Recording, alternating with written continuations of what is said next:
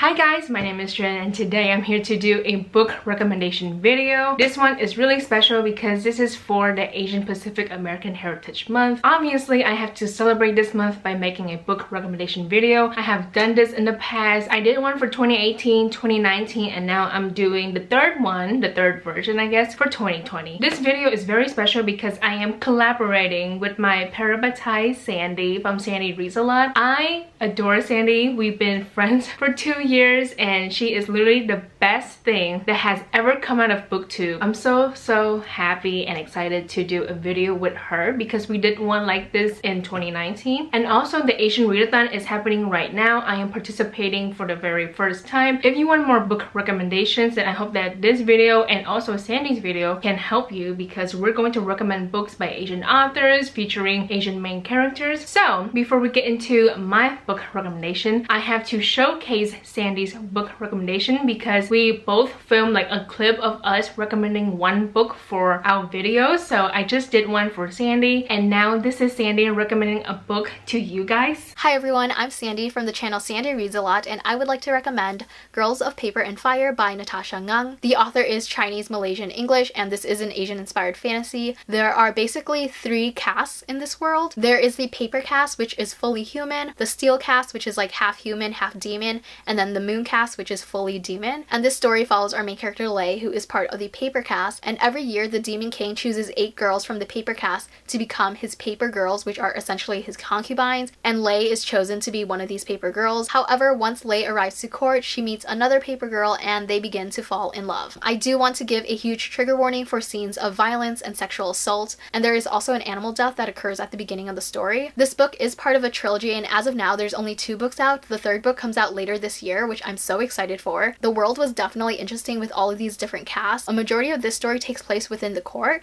so there was definitely a lot of political and court intrigue. Obviously, I love seeing the relationship between Lei and Ren, who is the love interest, develop throughout the story. I also really enjoyed the rebellion aspect of the story and seeing how that is continued in the 2nd book. So if you're looking for an Asian fantasy, then definitely pick this one up. Yeah, I need to read that. I'm planning to read that book in May, so I'm very excited for that. Like I mentioned, I did a clip for Sandy's video, so I highly recommend watching that to see what I recommend. But then also you should subscribe to Sandy and watch her videos because she put out really good content. I love her book recommendation videos because I know for a fact that she recommends good shit. I think that's about it for the intro, so now let's get into my book recommendations. I had like a long list of books that I really want to recommend, but I decided to choose the books that I actually enjoy. I have read a lot of books by Asian authors featuring Asian main characters. However, just because the Asian representation is good doesn't mean that the book overall is good. I really want to recommend you good books, okay? So I really hope that this video is helpful for many people. Like if you want to read books by Asian authors and that stuff, then here you go. The first book is The Rite of Kyoshi by F.C. Yee and Michael Dante DiMartino. F.C. Yee is Chinese American and the characters in this book are literally Asian because this is from the show Avatar: The Last Airbender. If you have watched that show, then you know about Avatar Kyoshi. She is pretty underrepresented in the show because it's mostly about Aang and Roku. But this book is literally about Avatar Kyoshi. I believe this is the first book of a duology. The 2nd book is coming out in the summer of 2020. I cannot wait to continue with this series. So in this book we follow Kyoshi, and this book just follows her life, like how she became the Avatar, how she encounters her enemy, and how she and this girl named Ranji become a couple. And also forgot to mention that Kyoshi is bisexual, and then of course we get to see the villain. We get to see how he's so manipulative and persistent to get Avatar Kyoshi. This book is really great. I'm not gonna lie, I feel like the ending is really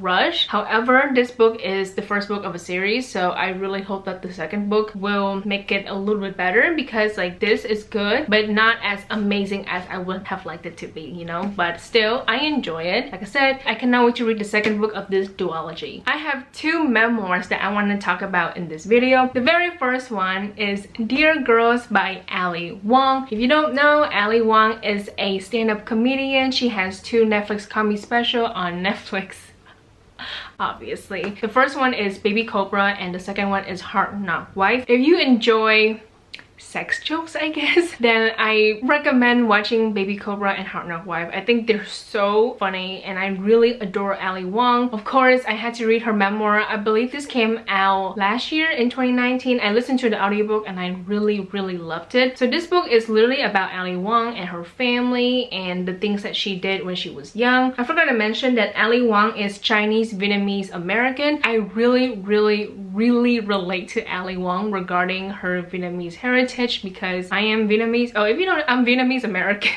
Damn, I should have said that in the beginning. But this book is so amazing because Ali Wong is just so honest about so many things in her life. But the part that really stands out to me is her going back to Vietnam for a semester of college, I believe. It was such a wonderful chapter. I adore it because I can literally just see what she is describing. I can literally taste the food. When she was describing the food, I was drooling because I really miss Vietnamese food. Another chapter that I really enjoy is about her husband. Her husband is amazing and I'm really glad that I get to learn more about him in this book. Like I said, if you really enjoy Ali Wong and her comedy specials on Netflix, then I highly recommend listening or reading this book. It's amazing. I really adore the memoir and I really hope I can get my own copy because I listened to this book on Audible and I don't have my own physical copy, so I really hope I can change that in the future. The second memoir that I want to recommend is The Unwanted by King Nguyen. So the author is Vietnamese American. He is biracial because his mom is Vietnamese. Meanwhile, his father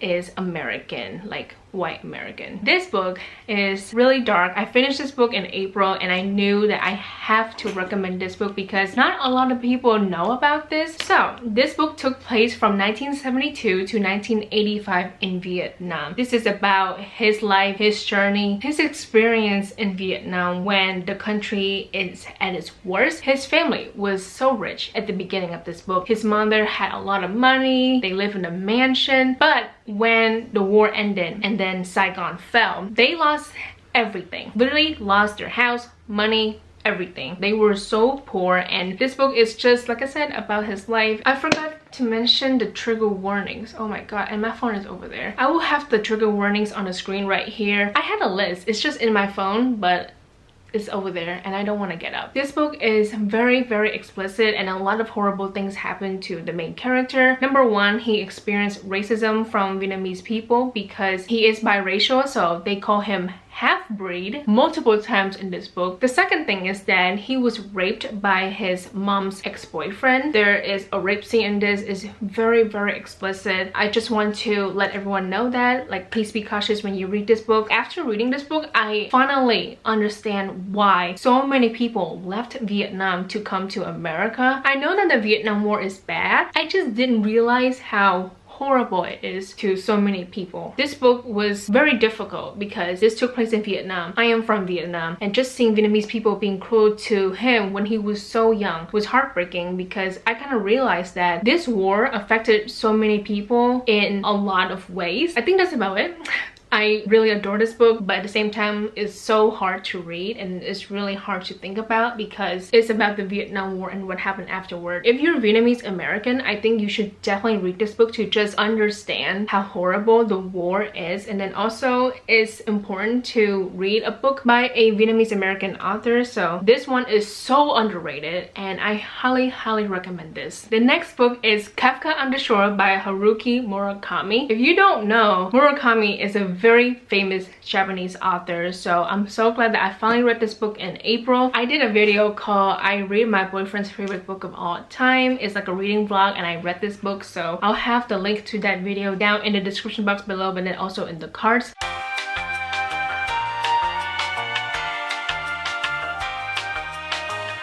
The genre is magical realism. Usually I don't read books from that genre because it's just not my thing, but I'm really glad that I stepped out of my comfort zone and read this book because this is definitely different from anything I have ever read. So this book follows two main characters. One is Kafka and one is Mr. Nagata. So Kafka is a 15-year-old boy and in the beginning of this book he left his home because he really wanted to find his long lost mother and sister. Of course he goes to this town, he meets new people at the library, and then the second character is Mr. Nagata and I adore him because he is so great. In this book, Mr. Nakata is 60 years old and he can talk to cats. However, we learn about this phenomenon that happened in the 1940s. It's called the Rice Bowl incident, and basically it involves a lot of students falling unconscious and then waking up like hours later. It was like really weird, but Mr. Nakata was out for I think a few days, and when he woke up, he did not remember anything. He did not remember his name, his parents' name. He couldn't read nor write. It was really difficult for him to just live his life because people look down on him. We see him when he is much older, and like I said, he can talk to cats, and then he go on this adventure in a way. So this book is literally about the journey. If you want a book that has all of the answers to every little thing, this is not it, okay? This is just about the journey, but I feel like you really get to see the connections and how everything is related to each other. Honestly, I enjoy it. I don't love it because this book was really weird and wild, but I still enjoy this book, and I really adore Mr. Nakata. I love him so much. Hopefully, next year I can read other books from Murakami because he is a pretty well-known author. The last book on this list is The Way You Make Me Feel by Maureen Gu. I finished this book last weekend, and I knew I have to recommend this book because I loved it so much. Maureen Gu is Korean American, and the main character, Clara, is also Korean American. Our main character here is a troublemaker. So at the beginning of this book, she does a stunt during junior prom. Clara and this girl named Rose, they almost burned down the school. In order to repair the damage, they both have to work at this food truck, and that food truck is owned by the main character's dad. So her parents are actually Korean Brazilian, and her dad owns a food truck. It's called the Cobra. It's like a mix of Korean and Brazilian food. She has to work for him for the summer. The girl Rose also has to work for him for the summer, and all of their money is being funded to the school because they damaged the stage. So when they are working at the food truck, they meet this guy named Hamlet, and he is Chinese, and of course Clara likes Hamlet, Hamlet likes Clara, and that's basically what this book is about. Honestly, the thing that I adore is the main character's relationship with her dad. Earlier this year, I read I Believe in a Thing Called Love by Maureen Gu. I didn't really love that book, so I'm not going to recommend that book because I have issues with the main character. But in that book, I noticed that the father is so amazing, and then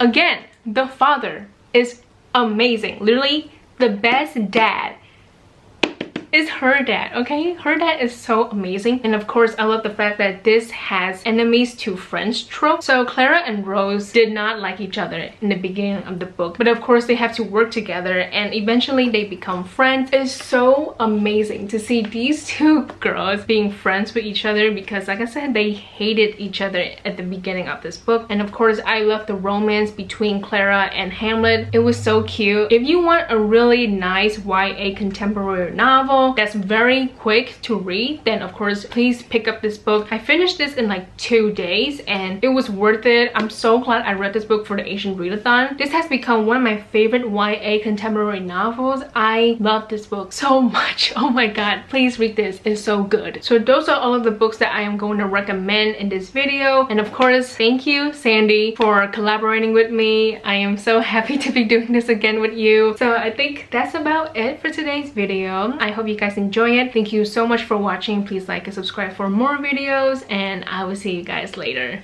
Goodbye.